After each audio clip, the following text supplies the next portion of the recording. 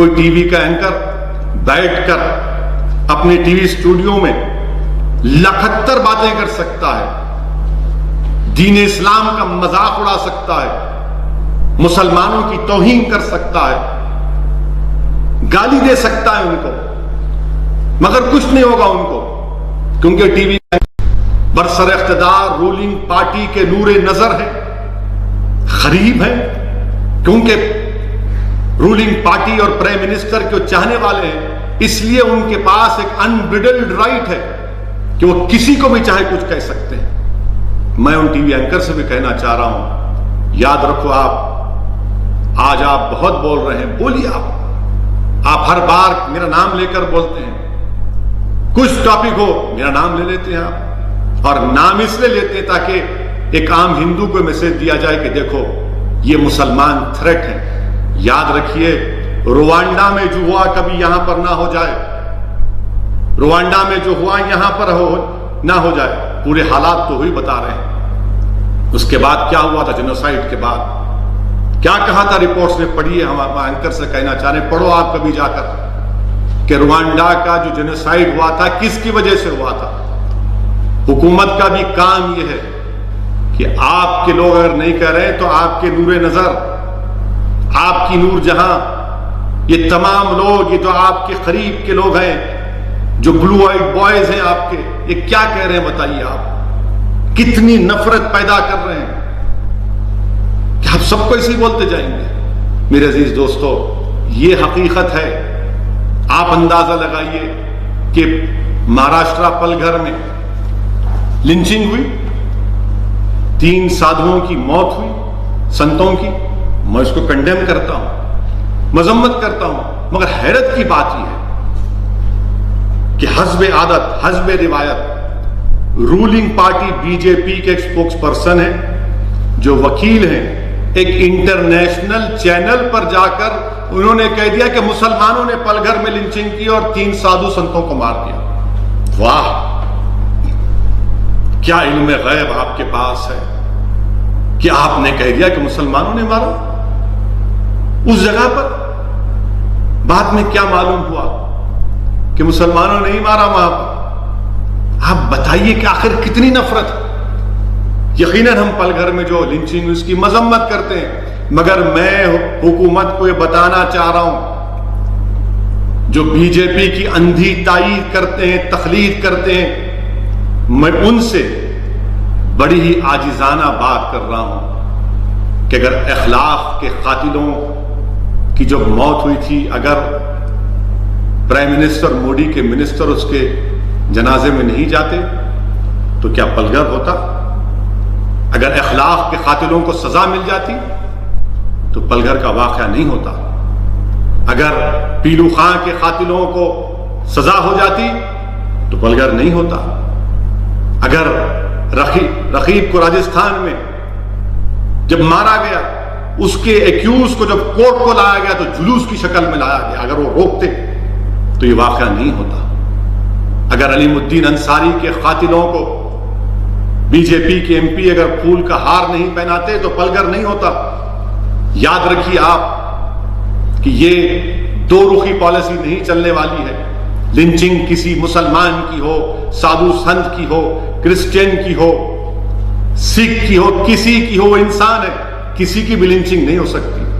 ایک modern democracy میں، ایک فنکشنل ڈیموکریسی میں کیسا کسی کی لنچنگ ہو سکتی ہے؟ پلگھر کی لنچنگ پر تمام لوگوں نے کہہ دیا مسلمان کیا، بعد میں معلوم۔ آپ اندازہ لگائیے کہ مہاراشٹرا کے ہوم منسٹر کو ان 100 ایکیوز کی لسٹ کو جاری کر کے کہنا پڑا کہ اس میں کوئی مسلمان نہیں، اس دن کے لیے کہ ہم آپ کو جاری کرنا پڑا کہ مسلمان نے نہیں کیا۔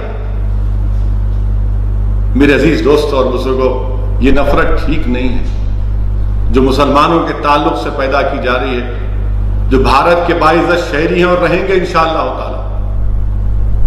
ممبئی کا واقعہ ہے کہ ایک آن لائن کمپنی سے ویجیٹیبل منگایا گیا، ویڈیو آیا، ایک شخص اپنی وائف کو، اپنی پتنی کو مت لو یہ مسلمان ہے۔ کیا ہے بتائیے آپ؟ اسپتالوں میں ایڈ آتا ہے کینسر کے ہسپتال میں کہ مسلمانوں کو نہیں لیا جائے گا۔ याद रखिए, कभी ना कभी तो इंशाअल्लाह कोविड-19 की दवा निकल जाएगी, मगर ये जो नफरत मुसलमानों के ताल्लुक से पैदा की जा रही है, इसकी कोई दवा नहीं है। मुल्क को कमजोर हो, खुदा ना खास्ता मुल्क कमजोर ना हो जाए। ये नफरत, कितनी नफरत पैदा करेंगे आप। मैं वजीर आजम से और ये तमाम बड़े बड़े कुर्सियों पर बैठने वालों से कह रहा हूं, ये ठीक नहीं है। याद रखिए कि मुल्क में गोडसे और फॉरेन में गांधी नहीं चल सकता। मुल्क में भी गांधी अंबेडकर चलना चाहिए, फॉरेन में भी गांधी अंबेडकर चलना चाहिए। दुनिया को हम मौका दे रहे हैं, दुनिया को हम मौका दे रहे हैं हम पर तनकीद करने का। बहैसियत एक भारत के बाशिंदे की मुझे तकलीफ होती है जब कोई बैरूनी मुल्क के लोग मेरे वतन पर तनकीद करते हैं, शर्मिंदगी महसूस होती है हम तमाम को। इसीलिए हम चाहते हैं कि रूल ऑफ लॉ प्रिवेल। और फिर एक बात समझिए कि ये जो लॉकडाउन हुआ है, इसकी लीगल हैसियत क्या है। नेशनल डिजास्टर मैनेजमेंट एक्ट 2005 के तहत ये हुआ है। आप बताइए, क्या ये यूनियन गवर्नमेंट को एम्पावर करता है लॉकडाउन करने के लिए? कहां पर लिखा हुआ है? ये कहता है कि to facilitate assistance and coordination. आप बताइए सेक्शन 62 क्या कहता है एनडीएमए का, कि आपको एडवाइस करें। और आप एडवाइजरी भी जा रहे हैं कि केरला ने क्यों ऐसा किया, 4-4 टीमें जा रही हैं गवर्नमेंट ऑफ इंडिया की। क्या ये फेडरलिज्म के खिलाफ नहीं है? क्या ये फेडरलिज्म के खिलाफ नहीं है? एनडीएमए एक्ट है, एपिडेमिक एक्ट है। फिर स्टेट क्या करेंगे? और फिर भारत के संविधान में शेड्यूल 7 क्या है? शेड्यूल 7 में पब्लिक हेल्थ, हॉस्पिटल्स, ये तमाम शेड्यूल 7 में आते हैं। आप देखिए कि एंट्री 6 पब्लिक ऑर्डर एंट्री 1 में है, पुलिस एंट्री 2 है। ये रियासत के इख्तियारात हैं। मुझे अफसोस हो रहा है कि जो गवर्नमेंट ऑफ इंडिया करे कि नहीं 3 मई तो 3 मई। अरे भाई, अगर केरल की हुकूमत ये समझती है कि वहां पर कंट्रोल हुआ है, मगर नहीं, ये फेडरलिज्म के ताल्लुक से सोचना पड़ेगा हम तमाम को। ये चीज हो रही है। और फिर आखिर में मैं ये समझता हूं जरूरी है कि दिल्ली में हाजी हाशिम अली जो 57 इयर्स के हैं, दिल्ली के जेनोसाइड में इनका नुकसान हुआ 10 लाख का। उनको ही गिरफ्तार कर ली दिल्ली पुलिस ने, उनको ही गिरफ्तार कर लिया। आप बताइए क्या हो रहा है? क्या हो रहा है कि हाजी हाशिम अली को आप गिरफ्तार कर लिए? इसलिए तमाम चीजें हैं।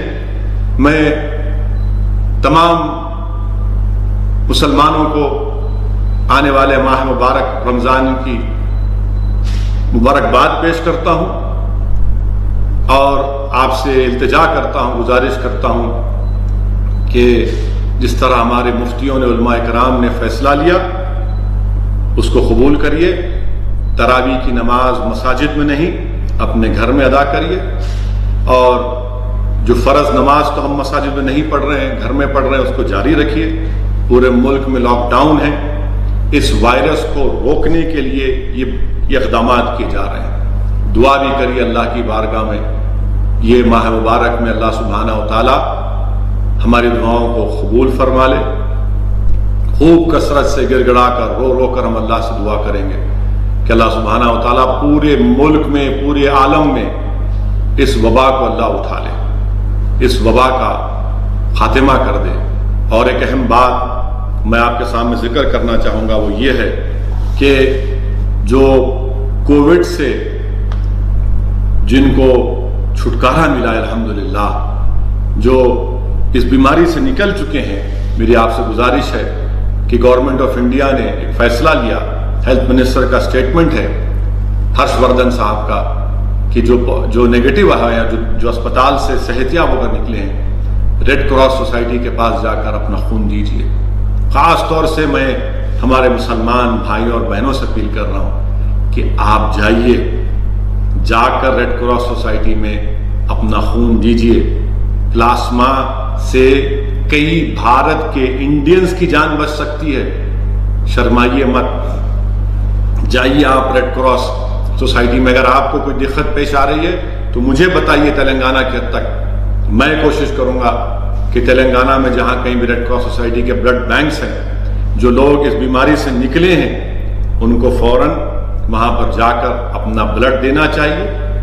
और रमजान शुरू हो रहा है तो मैं तेलंगाना की गवर्नमेंट से अपील भी करूंगा कि बहुत से मसाजिद में अज़ां की इजाज़त नहीं मिल रही, अज़ां की इजाज़त दीजिए ताकि मालूम हो सके कि रोज़ा कब शुरू हो रहा है, कब रोज़ा इफ्तार करना है, कब सहरी का वक्त है।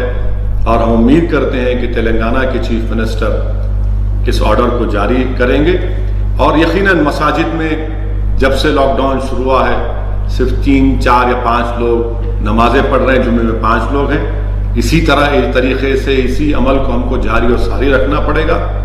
और जो पॉजिटिव थे अब इंशाअल्लाह नेगेटिव हैं, आपसे अपील है कि रेड क्रॉस के ब्लड बैंक्स में जाकर आप अपना खून दीजिए। रमजान के मुबारक महीने में आप लेना चाहते हैं तो रोजा खोलने के बाद भी आप जा सकते हैं। ये हम इंसान को बचाएंगे, आपके एंटीबॉडीज फायदा पहुंचा सकेंगे। ये डॉक्टर्स का फैसला है।